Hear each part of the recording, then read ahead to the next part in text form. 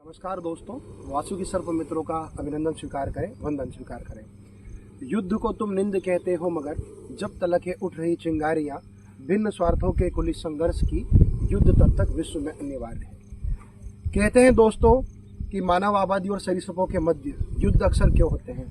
जिस तरह हाल ही में हमने देखा कि यूक्रेन और रूस के मध्य जब परमाणु युद्ध हुए या छिड़ने की आशंका थी, या इस तरह के कयास लगाए जा रहे थे कि न्यूक्लियर वार क्या भविष्य में संभव है, तो उस दौरान क्या कोई ऐसा व्यक्ति आ सकता है कि इस भयावहता को रोके, इस संकट को रोके और इस संघर्ष को रोके। हमेशा जिस तरह मानवीय आकांक्षाएं या मानवीय जिज्ञासाएं उम्मीद करती है इस तरह के संघर्ष ना हो, युद्ध ना हो, उसी तरह ये सरीसृप भी उम्मीद करते हैं जब मानव आबादी में आ जाते हैं कि आपसी टकराव ना हो, संघर्ष ना हो।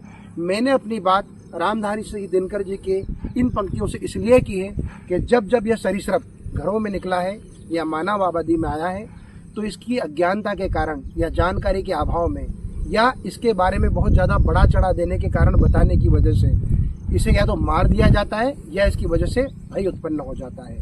आज वासुकी सर्प मित्र इस भयावहता के बीच और इस अज्ञानता के बीच एक तथ्य के आधार पर और ज्ञान की वह बात लेकर या ऐसे तथ्यों को लेकर आपके बीच में उपस्थित हुआ है या मौजूद हुआ है कि इन हम भ्रांतियों को तोड़ेंगे कि आखिर क्यों मानव संघर्ष और सरीसृपों का संघर्ष होता आया है। मैंने अपने विगत वीडियो में भी अनेक जिज्ञासु प्रश्नों के हम लगातार वासुकी सर्प मित्र जवाब तथ्यात्मक आधार पर देते आए हैं, और आज हम हमारे स्नेक एक्सपर्ट, रेस्क्यू एक्सपर्ट जो विगत 15 वर्षों का अनुभव रखते हैं प्रकाश भाई, अनेक जगह जाते हैं और अनेक लोगों की जिज्ञासा और प्रश्न अपने साथ लेकर आते हैं। विगत दिनों जब इन्होंने मुझे कहा कि इनके मन में भी कोई प्रश्न है, उस जिज्ञासा का समाधान आज हम करेंगे और हम जानेंगे कि आखिर वह क्या प्रश्न है जो प्रकाश भाई के मन में है। प्रकाश भाई आप बताएं, आखिर क्या आप जब जाते हैं और सरीसृपों को पकड़ते हैं तो ऐसा कौन सा प्रश्न जो यक्ष है जो आज आप उसके बारे में जानना चाहते हैं। आस्तिक मुनि की आन रखने से सांप घर में नहीं आते, तो आखिर आस्तिक मुनि थे कौन? अच्छा प्रकाश भाई, आपने बहुत ही सुंदर प्रश्न किया है। कई बार जब हम गए थे, हमारी टीम, हमारे आर्कोलॉजी जब अर्जुन भाई और हम जब एक पेज राष्ट्रीय अभ्यारण्य गए थे, तो हमारे भी परम मित्र थे, डीएफओ थे, वो वन विभाग के बड़े अधिकारी थे। जब उनके शासकीय आवास में देखते हैं तो आपने जो बात कही बिल्कुल यही का यही वहाँ लिखा हुआ था, आस्तिक मुनि की आन। ये एक बड़ा यक्ष प्रश्न रहा है और कई लोग जानते क्या ये लिख देने से सरीसृप नहीं आते। तो मैं आज इस बात पर विस्तृत से चर्चा डालूंगा और अंत में जो आपने बड़ी अच्छी बात कही कि आस्तिक मुनि थे कौन, आज हम इस पर चर्चा करेंगे। वासुकी सर्प मित्र आपको बताने जा रहा है। सबसे पहले हम मित्रों ये जान लें कि आखिर आस्तिक मुनि थे कौन। वैसे नागपंचमी का समय है, श्रावण का महीना चल रहा है, भारतीय पौराणिक कथाएं और देवादिदेव बाबा महादेव, ऐसा कोई संसार में अपरिचित नहीं जो देवादिदेव बाबा महादेव को नहीं जानता। उनके गले में जो सर्प है उसका नाम वासुकी था, संभवतः सभी लोग जानते हैं। उनकी बहन है मनसा देवी। मनसा देवी को बंगाल में सर्पदंश से मुक्ति या सर्पदंश के भय से मुक्ति दिलाने वाली देवी माना जाता है। उन्हें मनसा देवी को उनके पति थे जरत्कारु और मनसा देवी के पुत्र जो उत्पन्न हुए उन्हें कहते हैं हम आस्तिक मुनि। अब आस्तिक मुनि लिख देने से क्यों नहीं आते, ये एक अलग विषय है। मैं आपको धीरे धीरे उस बात की ओर ले जाऊंगा और प्रकाश डालूंगा कि आखिर आस्तिक मुनि ने ऐसा क्या किया कि उनके लिख भर देने से हमारी पौराणिक मान्यताएं प्रबल होती है। हम सब ने, आपने सुना होगा महाभारत, आपने देखी प्रकाश भाई? हाँ, महाभारत में आए पे पात्र अभिमन्यु को भी जानते होंगे। अभिमन्यु के एक बालक हुए जिसे परीक्षित कहते थे, जो महान योद्धा महाभारत में हमारे अभिमन्यु थे, उनके बालक परीक्षित थे। उनको सर्पदंश, सर्प राजा तक्षक के बारे में यदि आप जानते हैं, आपने कभी सुना होगा, तो तक्षक के काट लेने से उनकी जान चली जाती है। जब राजा अभिमन्यु के पुत्र जो होते हैं परीक्षित, उनकी मृत्यु हो जाती है, तो उनका जो राजपाट है, जो कार्यभार है, वो संभालते हैं जन्मेजय। लेकिन जन्मेजय जब उनका कार्यभार संभालते हैं तो वही उन्हें एक टिप्पणी कर देते हैं, टीका कर देते हैं। आपने सुना होगा कि आम बोलचाल में जब किसी व्यक्ति को उकसा दिया जाए तो बदला लेने के लिए उतारू हो जाता है। तो इसी प्रकार ऋषि उत्तंक की टिप्पणी से राजा जन्मेजय अपने पिता की मृत्यु का बदला लेने के लिए उतारू हो जाते हैं और वो संपूर्ण नागवंश का विनाश के लिए प्रण ले लेते हैं। यह देख मनसा देवी, माता आस्तिक मुनि की माता, अब चिंतित हो अपने बेटे से कहती कि तुम्हें नागवंश की रक्षा करनी होगी।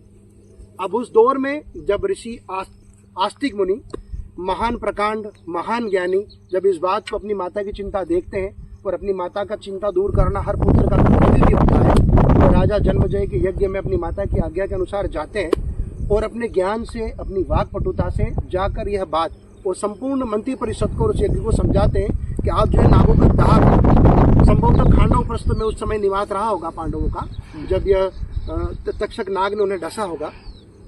तो राजा को समझाते हैं आस्तिक मुनि और कहते हैं कि हे राजन, क्या किसी एक व्यक्ति के दोष की सजा संपूर्ण नागवंश को दे दी जाए या संपूर्ण प्रजाति को दे दी जाए? यह तो गलत होगा।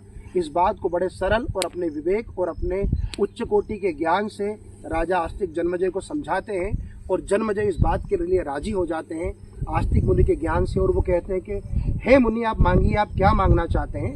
तो राजा की बात यह सुनकर आस्तिक मुनि जो मांगते हैं, अपनी माता का वचन मांग लेते हैं और वह कहते हैं कि हे राजन, आप मुझे आज ये दीजिए कि आप सांपों को नहीं मारेंगे और आप इस जो आप ये नागों का दाह का यज्ञ करने से तत्काल बंद कर देंगे। राजा आस्तिक मुनि की बात मानते हैं, संपूर्ण नागवंश प्रभावित होता है और राजा तक्षक अपने मामा की जान बचाने में आस्तिक मुनि सफल प्राप्त होते हैं या सफलता प्राप्त कर लेते हैं। और उसी दिन इत्तेफाक से शुक्ल पक्ष अपने श्रावण की पंचमी होती है और उसी दिन से नागों का पूजन भी प्रारंभ होता है। और आपने भी गांव में आप जब जाते हैं रेस्क्यू करने, और आपने देखा होगा कि कई जगह गांव के बाहर या गांव के अंदर ऐसे देव स्थान बने होते हैं जहां पर नागों को, या तो जो आप देख रहे भी प्रकाश भाई, इसे रेस्क्यू करके लाए, इसे हमारे अध्यात्म में भी जोड़ा गया है, जिसे हमारे कैमरामैन अर्जुन भाई बरोबर आपको दिखा रहे हैं। इससे आध्यात्मिक और कुंडली जागरण से भी बताया गया है कि नाग जब अपन फन पर बैठा हो तो यह कला है बैलेंस की और अध्यात्म की। यह कुंडली मारकर इसका बैठना, यह कुंडली योग में भी इसे दिखाया गया है।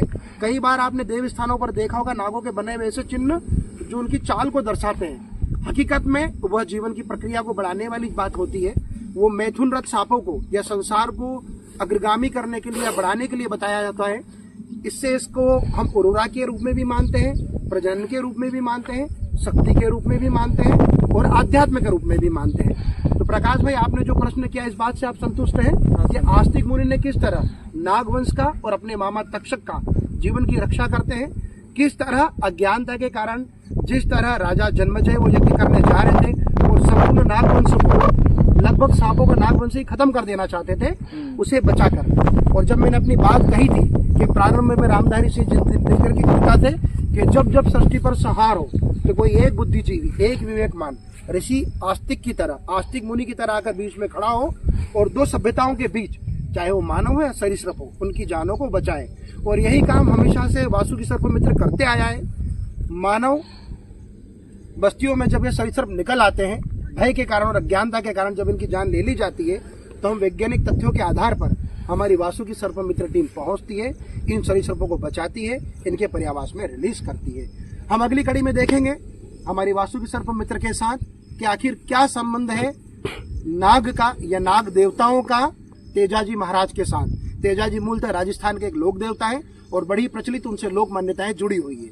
जब तक के लिए आप बने रहें, नमस्कार।